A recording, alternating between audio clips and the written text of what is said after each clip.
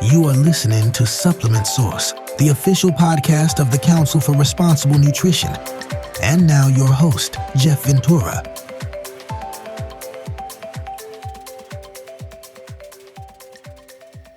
Hello and welcome to Supplement Source. My name is Jeff Ventura and I'm the Vice President of Communications here at the Council for Responsible Nutrition. I am joined today by Brittany Johnson. She is a Senior Manager of Scientific Affairs at GNC, and we are here to talk about creatine. Thanks so much for joining, Brittany. How are you today? I'm great, Jeff. How are you? Good. Excited to be talking about creatine. We hear so much about it. It really is one of the hotter ingredients right now. We read a lot about the effects of creatine being more expansive. There's studies coming out all the time. So we're thrilled that you came on to Supplement Source to chat a little bit about it. Let's just get into the basics of it. What is creatine and how does it function in the body from a physiological standpoint? Yeah, I think that's a great question to start this out. And creatine is a naturally occurring compound that's made from amino acids in our body. It's stored inside the cells, and we can get creatine from our dietary food intake, predominantly from meat and fish. And we can also take a creatine supplement to get it into our body. So that's fundamentally what it is. How it works in our body is it's a primary energy source for the phosphagen system. It helps make ATP essentially, especially during periods of really high intense exercise or short duration like sprinting. But it is involved, as we're starting to learn a little bit more in the research, in other mechanisms inside the cell. So it can help support your mitochondrial health, really aids in just the entire process. You probably remember from 8th grade biology, the mitochondria is the powerhouse of the cell. So it's really a critical component for just driving energy for your cells. I was probably asleep in 8th grade biology, but I was always an English major, but I do take your point. That's great. You know, it's interesting to hear about the science behind creatine, because I think a lot of folks, they associate it with bodybuilding, but they don't really, they haven't taken their understanding of it one step further to really, kind of understand the molecular sort of mechanisms there. So thank you for sharing that. I mean, it's dominating the market. I mean, you hear creatine monohydrate, but we've seen a proliferation of other forms, right? Creatine HCI, creatine magnesium chelate, buffered creatine, et cetera, et cetera.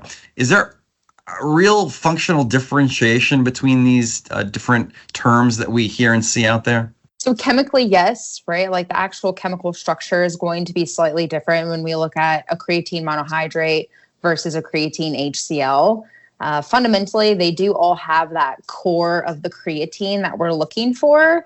It just really depends on the percentage. So the creatine monohydrate typically is the highest potency and the most pure source.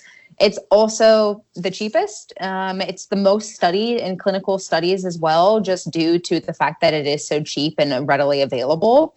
The other types of forms, though, certainly are having a moment. There are some people who experience different experiences with that different form. And, we've even created a really innovative patented technology where it can help absorb the creatine HCl. So it encapsulates it basically in like a peg. So it's just a delivery format that can help increase the absorption rate. But for the most part, it really doesn't matter what type of form you're taking, although the creatine monohydrate is certainly the most studied and the most available in our assortment when you look at dietary supplements. I think it's confusing even for people in the industry who maybe aren't focused on creatine in their sort of segment, but know it's out there and hear about it all the time. So thanks for that explanation.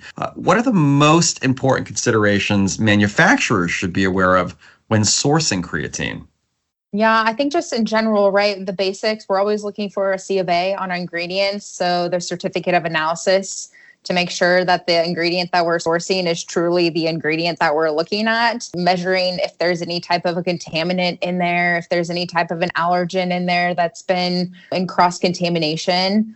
Of course, just your general good manufacturing practice facilities are required in order to find those high quality manufacturing. And then, one extra layer thinking about the consumer is looking for third-party verifications. So different companies. We say this all the time.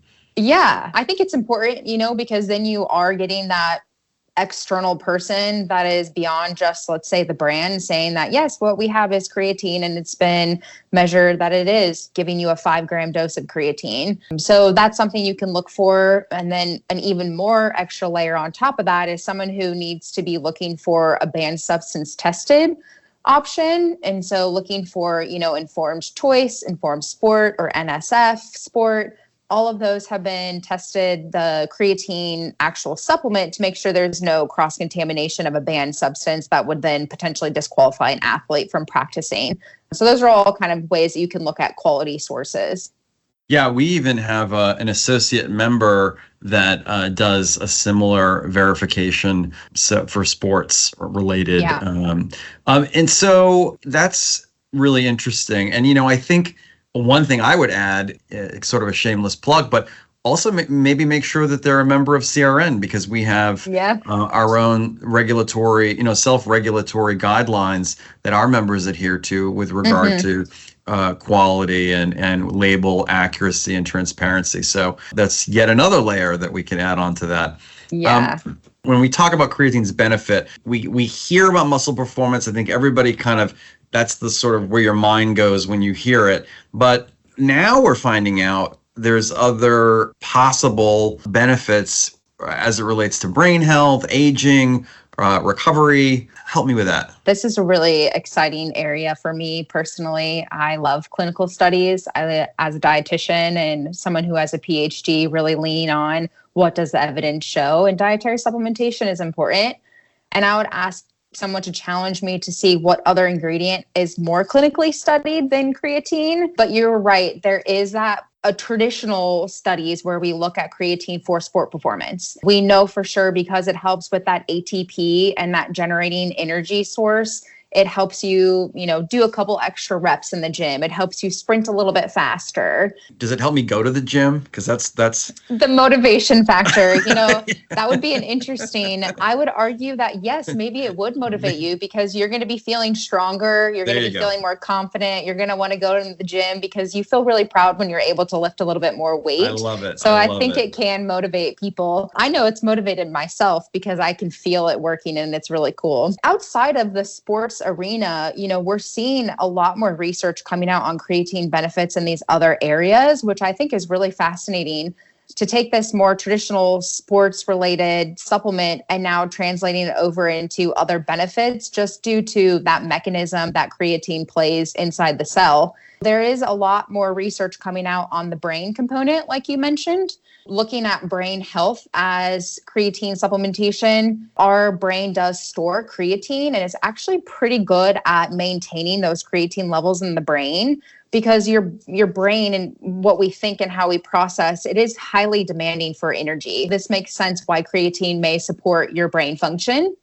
Where we see the most benefit of creatine supplementation in the brain is typically in populations that are under stress or sleep deprived, which I would kind of argue, aren't we all stressed and sleep deprived? Like you're describing me to a T. Yeah. I think I'm describing literally every adult in America. But I think that's, again, one extra element that we see with the benefit of creatine supplementation and cognitive function is that it is typically a higher dose than what we see in the sport performance research. So oftentimes it's based off of a loading protocol, which is typically 20 grams per day over a 1-week period. Compared to, let's say, if we want to increase muscle strength, they're looking at a 5-gram dose for 8 weeks to be able to have that benefit. And then, thinking through some other elements too is we're all aging. And as we age, we do lose muscle mass. That then inhibits us from being more mobile as we age. And there's a lot of data in older populations. And when I'm talking about old, it ranges anywhere from 55 to 80 years old that they're doing these interventions with creatine supplementation. And they're finding that it helps preserve lean body mass. So muscle is part of that lean body mass, which is, I think, incredible because that is such a way that we can help people age more gracefully. And of course, it's combined with exercise. But what's really cool in that population is we typically see the exercise protocol only being 2 to 3 days per week. And then in that group of people as well, what we find is that the creatine supplementation, even if it's only taken on the days you exercise, they still see some benefit. The most benefit comes from you taking it consistently, though, and of course, combining it with that resistance exercise. But I just think it's really fascinating to think about and position creatine as really a healthy aging supplement that goes beyond just that sport performance or cognition. And I think it's just really, really fascinating. And then one extra layer in research is that we're seeing a lot more in females. So females are largely understudied in research traditionally. And so there's... In general, right, yeah. Correct. And I think that, women are so unique in their hormonal changes throughout their menstrual cycles, throughout their lifespan, before they're pregnant, if they're pregnant, after pregnancy, perimenopause, menopause. And there's some really good research that's looking at creatine supplementation during those changes in the lifespan of the female and identifying that there is a benefit there to creatine supplementation specific for women health. So I think that's also a really, really cool area. I have creatine on my counter at home and I just turned 55. So you're inspiring me to go home and maybe start loading up a little bit. I have my parents taking creatine. I have my sister taking creatine. I'm like, everybody needs to be taking creatine. Do you think that the awareness about creatine as being more than just related to sort of muscle building is creating more consumer demand for these other reasons that we're talking about? I think there's two things that are driving that, actually. One, I think, of course, it always starts with the research. It starts with the data. Supplement scientists are always looking at that first, and we're kind of putting that education out there. But then secondly, I think it's brands and also people on social media that are helping spread that information a little bit on a larger platform than what we've had in the past. And, you think about for women, lifting weights have become more popular for women. So was that the entry point for creatine supplements? And then, oh, wait, by the way, women can benefit from this creatine. And then the last part where I think we see a lot of people outside of your traditional gym goer who is using creatine is because of innovation in delivery formats. We're seeing creatine be in a gummy format, right? And that is a much more approachable supplement for somebody who is not in the gym with their shaker bottle with the powder. Right. It's more fun for people too. So I think that that's where you're seeing this movement behind creatine as more of a wellness positioning as well, because one, the data's there. And then two, there are these really cool, innovative new technologies that you're able to have a different format for creatine that goes beyond just a bland white powder. Well, and you hit on something that resonated with me personally as someone at my age, and that is the 2 to 3 times a week exercise. And so because you're sort of limiting, you're not being, I used to, back in my younger days, I would, run every day. And now, I just don't feel like it. I don't, you just don't have as much energy. And it's so you want to maximize, what workouts you are doing. It's nice to think that there's something that's supporting making those limited amount of workouts as efficacious as possible. Yeah. And I think that's a barrier in our society just in general is we think we have to do it all and we have to be in the gym for 2 hours a day for 5 days a week. In reality, you really only need about 30 minutes 3 times a week of resistance training. And then, of course, we want to have stress reduction and a healthy diet in combination with our creatine supplement because the creatine supplement's not going to just cure all of it. But I think we get in this mentality of, oh, it feels so overwhelming because I have to do it so much and so often. But starting small is a really good way to start to feel that difference. And then you'll feel more motivated because, hey, I have more energy from I can run a little bit further. I can lift a little bit heavier. I want to go back and challenge myself again. Right. As you are able to reach more consumers, you have more product sales, which ultimately is the goal for your company to be successful. Right. Sure. Yep. And I think that there is a lot of opportunity for different companies to go to their scientists on the team and say, hey, can you do this deep dive on creatine? What else can we talk about? How else can we provide education to the consumer and market the benefits around creatine to continue to have that education and have consumers understand, oh, it is for people who are more than just going to the gym and exercising, and there's all these other benefits. Right. And I think that get some,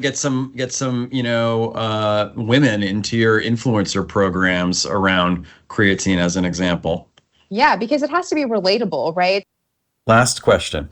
What should companies be thinking about doing now in order to diversify their creatine portfolios? So if you're trying to capture a female audience, you're not going to be able to capture them by having someone who I can't look up to and I can't see myself as, because it's not realistic, right? I'm not at the gym doing a squat of 350 pounds. That's not realistic. Same thing with my parents. They're not going to be looking at a female who's talking about creatine helping with their brain fog while they're helping their children, because it's not relatable. So you have to have that relatability and that emotional connection that is supported by the science. Well, and some people are just, they don't equate the gym with bulking up. I mean, they equate, especially older people. I mean, they equate the gym. They're gone are the days where they're trying to get like 6-pack abs. You know what I mean? Mm-hmm. It's now more about, to what you said earlier. I mean, it's more about maintaining mobility as you get older, and being able to climb steps when you go on a trip, or right. And so I can see how once it's kind of marketed in that way, it certainly has a tremendous amount of upside in terms of sales potential for those SKUs. Yeah, absolutely. How do you keep your activities of daily living as you age across the lifespan for anybody? Well, listen, Brittany Johnson from GNC, very insightful. Really appreciate you coming on The Supplement Source. You are welcome back anytime to talk about any number of the amazing products that your company sells. And we really do appreciate you as a member of CRN, and we thank you very much for sharing today. Yeah, thank you so much. I'm going to go drink my creatine and head to the gym. Jeez, me too. Maybe not the gym part, but I'll drink the creatine. Go for your run. Okay. Thank you.